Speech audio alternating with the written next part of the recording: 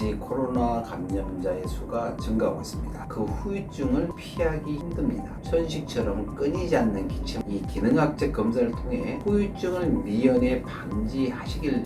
반갑습니다. 대한기능학 회장 이재철입니다. 최근 들어 다시 코로나 감염자의 수가 증가하고 있습니다. 병원에서 검사를 하고 확진 판정을 하다 보면 대부분 처음 감염된 분들이지만 간혹 두 번째, 심지어 세 번째 감염인 분들도 있습니다. 다행히 두 번째, 세 번째 감염되신 분들은 첫 번째 감염만큼 격리 기간이 힘들지 않았다고들 합니다. 실제로 재감염 시 중증도가 급격하게 감소한다는 연구 결과도 많이 나왔습니다. 하지만 한 번 걸렸다고 자만하며 제대로 치료하지 않는 경우에는 그 후유증을 피하기 힘듭니다. 이 코로나 후유증은 지속되는 기침, 아무리 쉬어도 회복되지 않는 피로감, 두근거림이나 가슴 부위의 불편함, 두통, 어지러움, 불면증, 무기력함 등이 있는데요.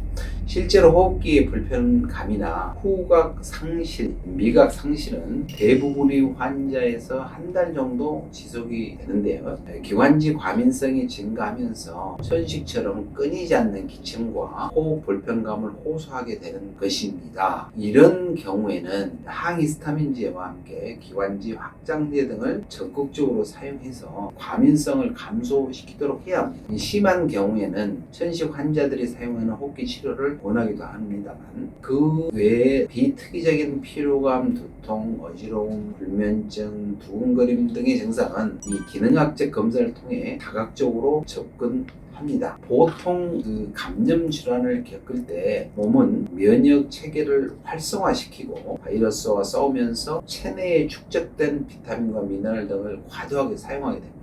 그 과정에서 비타민과 미네랄이 부족해지면 각종 증상이 발생할 수 있기 때문에 이러한 것들을 보충하는 치료가 기본적으로 필요합니다.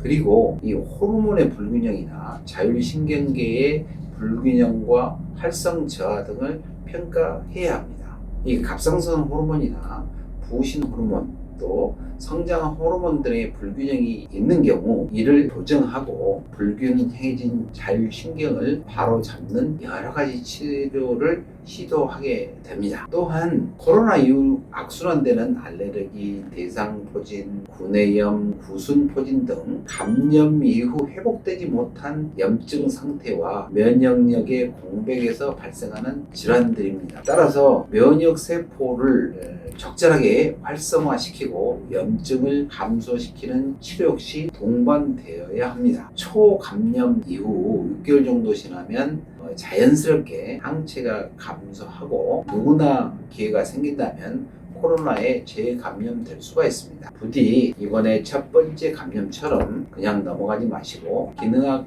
병원에서 가셔서 전문의와 상담하에 후유증을 미연에 방지하시길 바라고, 혹시 이미 후유증을 앓고 계신다면 역시 다양한 검사와 치료 방법으로 보다 나은 삶의 질을 회복하시기를 바랍니다. 감사합니다.